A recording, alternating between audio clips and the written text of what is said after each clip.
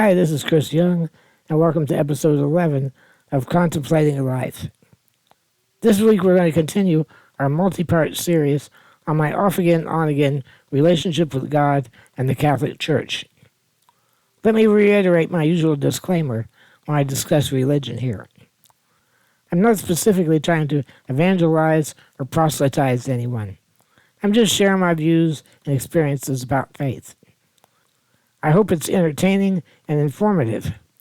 If by chance you find it sparks something in your own faith journey, that's fine also.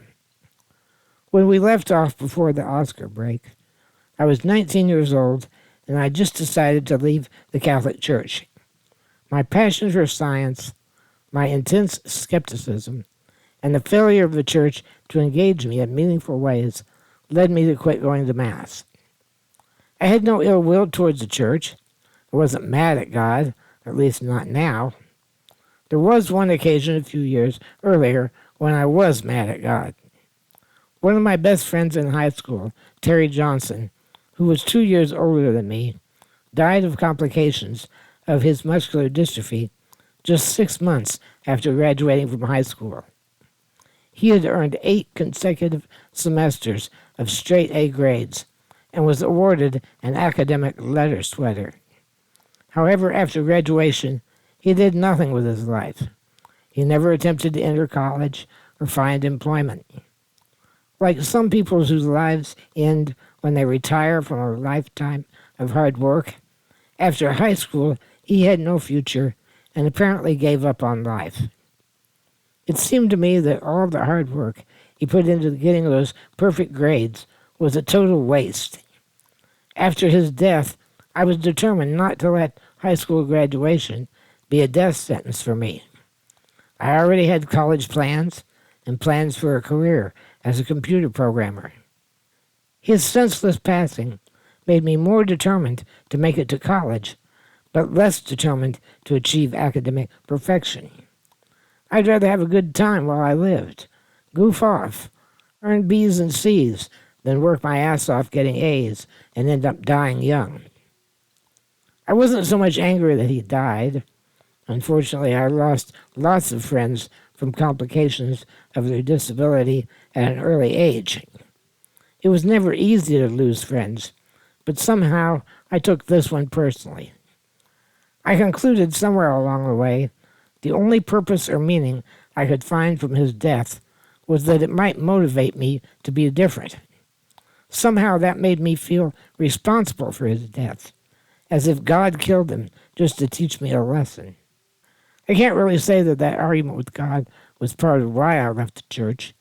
You can't be angry with someone who you're not certain even exists.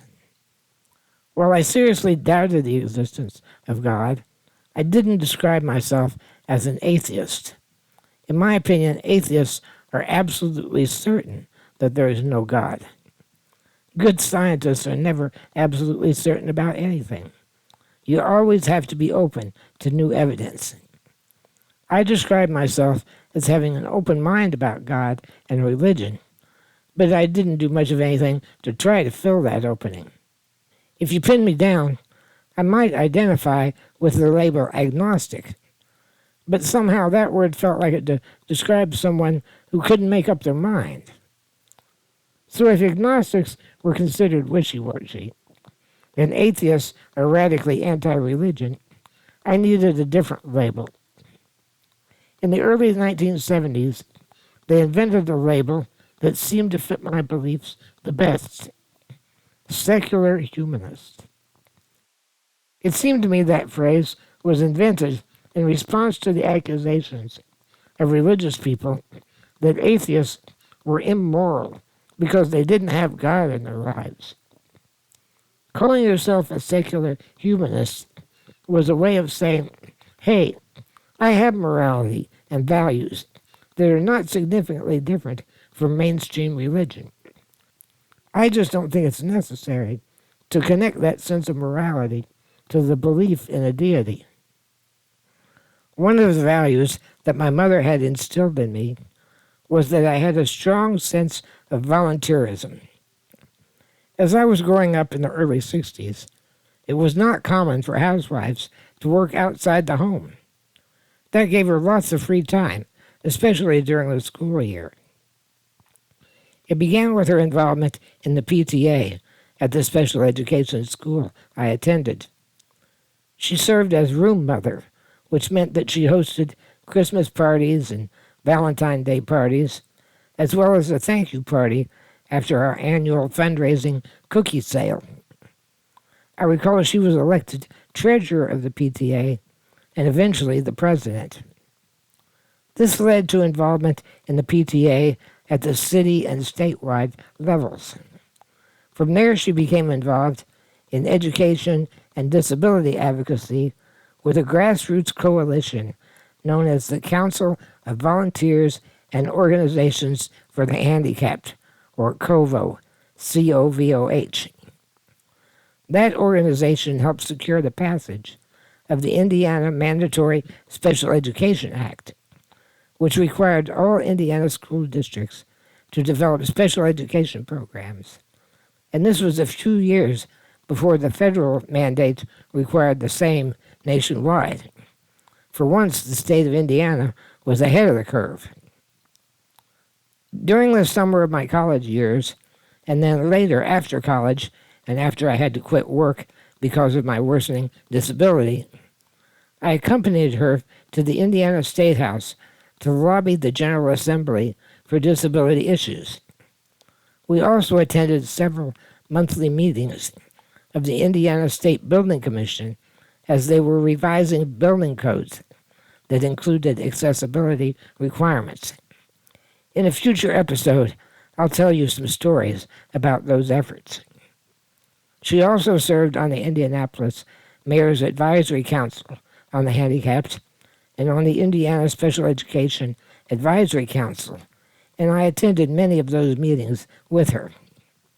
She also did significant volunteer work for a United Way agency called the Marion County Muscular Dystrophy Foundation, which is now known as the Indiana Muscular Dystrophy Family Foundation. I'll detail her work for them in another episode. She served on their board of directors for several years. I followed in her footsteps, joining the board of the MCMDF immediately after she left. I also was invited to serve on the board of directors of another United Way agency, the Central Indiana Radio Reading Service. This organization used a subcarrier frequency of Butler University radio station to broadcast people reading articles from the daily newspaper and some magazines for people who were described as print handicapped. This included blind and visually impaired people, as well as physically handicapped people who could not handle a newspaper or a magazine. In future episodes, I'll talk more about my involvement in these activities. I only mention them here because it describes what I was doing while I was away from the church. And as you'll see, my involvement in these activities gradually, indirectly, led me back to the church. As I mentioned, I had no beef with the Catholic Church. I admired and respected my mother's faith and her involvement in the church. Somewhere along the way, Mom transitioned from her time doing disability advocacy to becoming more involved in parish activities. She served on the parish council and was involved in a variety of activities in the church. Along the way, she heard about a software package developed by a priest and one of his parishioners called Parish Data System, or PDS. It was a database that would keep track of your membership. It not only kept track of names, addresses, phone numbers of families and members of the family, it also allowed you to record sacramental records, such as if your kids had received First Communion or Confirmation. It would also allow you to tag members of the family with keywords such as maintenance committee or school family or Eucharistic minister or usher greeter. It would also keep track of financial contribution records, allowing you to print charitable tax statements at the end of the year. Because she had become skilled at using my personal computers for her volunteer activities, she knew how important a computer could be for church work. She works to get us a personal computer for the parish, and I was happy to volunteer to get the program up and running and to advise them on how best to use it. Before we were able to obtain a computer for the parish office, I allowed their volunteer bookkeeper to use my computer and spreadsheet software to prepare monthly financial statements and annual reports. Although I didn't attend Mass on a regular basis, if someone in the family was having a baptism or a First Communion, I had no problem attending to show my respect and to support their spiritual journey. I might have also tagged along on occasion for Christmas or Easter, or at least I wasn't opposed to the idea of going to church for some special occasions. Through my involvement with the Muscular Dystrophy Foundation, I was invited to attend a special volunteer recognition Mass at St. Peter and Paul Cathedral, the seat of the Archbishop of Indianapolis. The invitation went out to a variety of voluntary organizations, which included United Way agencies. I've always admired Archbishop Edward T. O'Meara.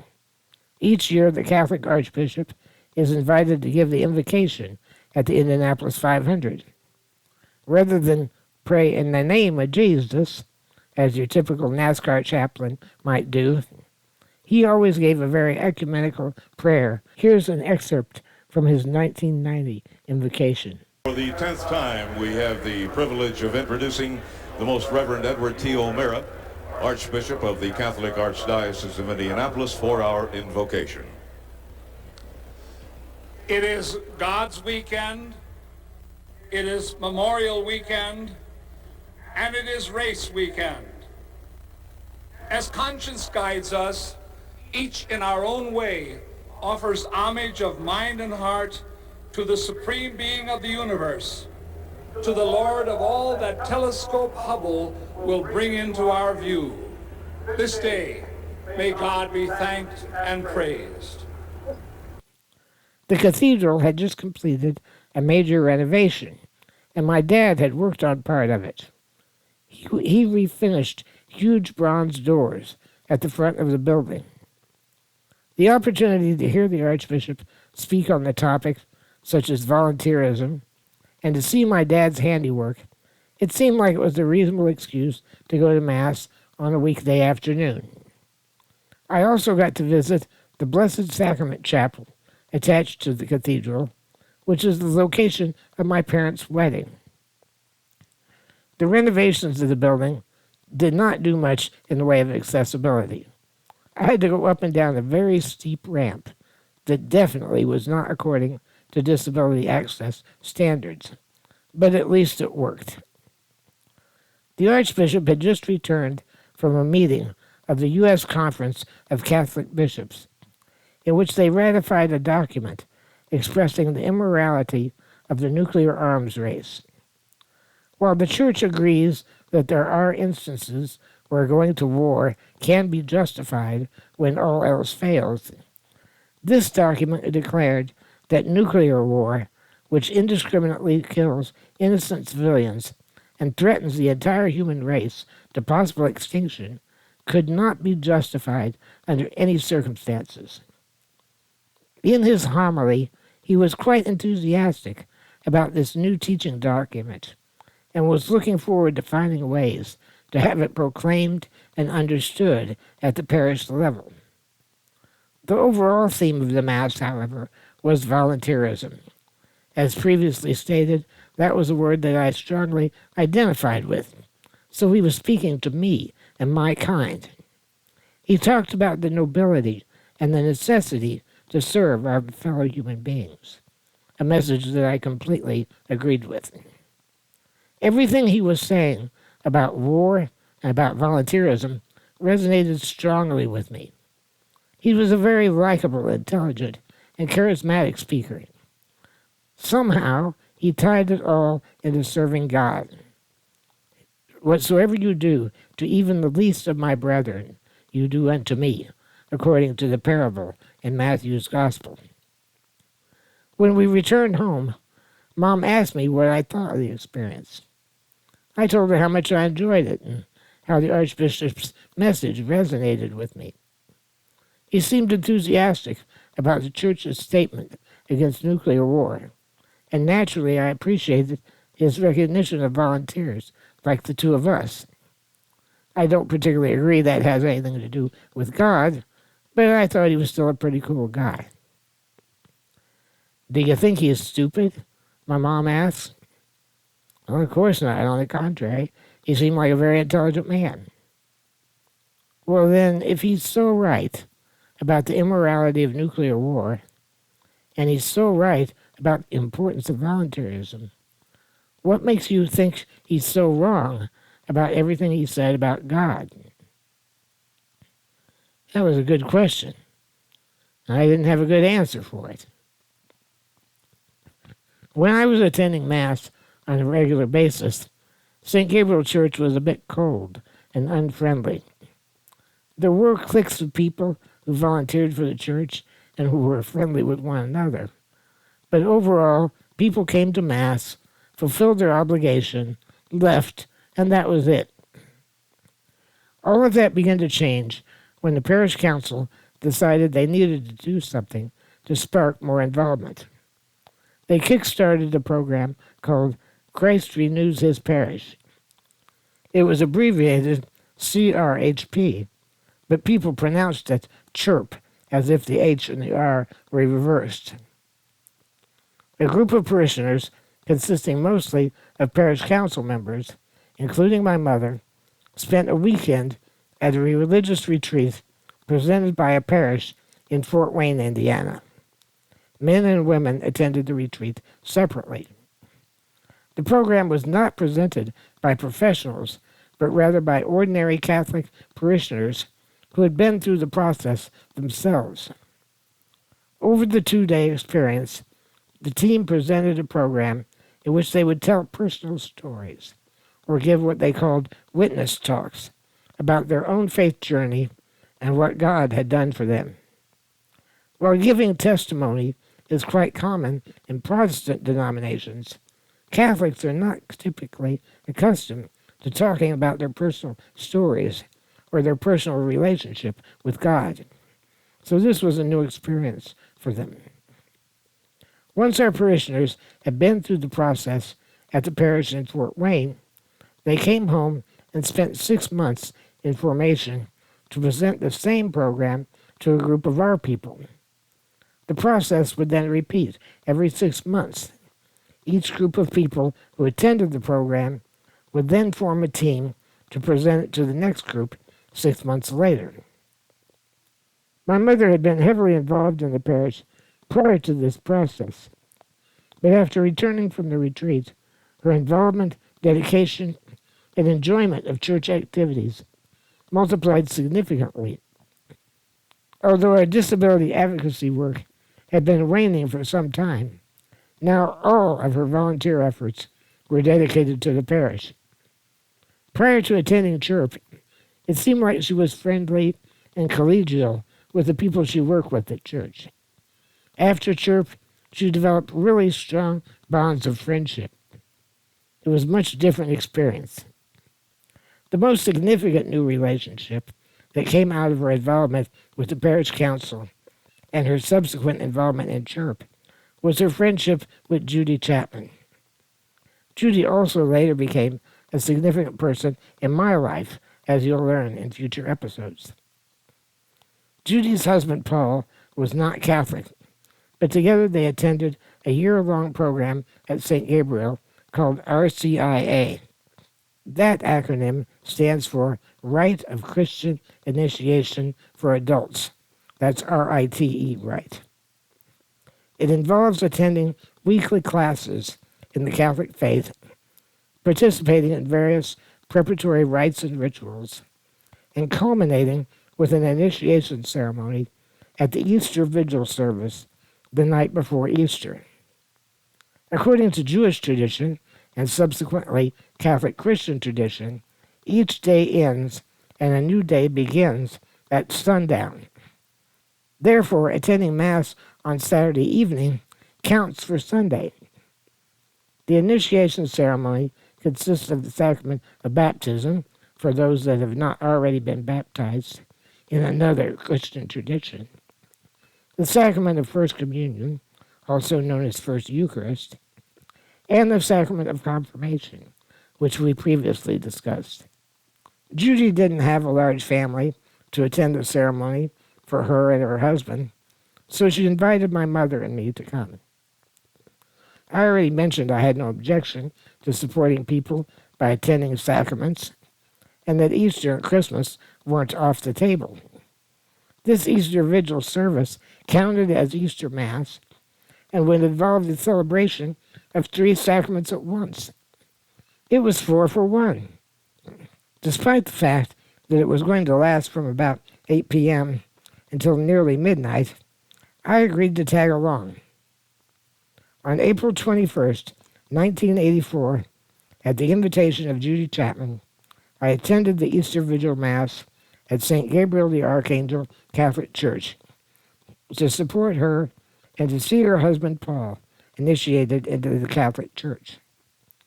What occurred that night was a challenge to my belief, or rather my unbelief, and it sent me on a journey back to the Catholic Church, a relationship that continues to this day.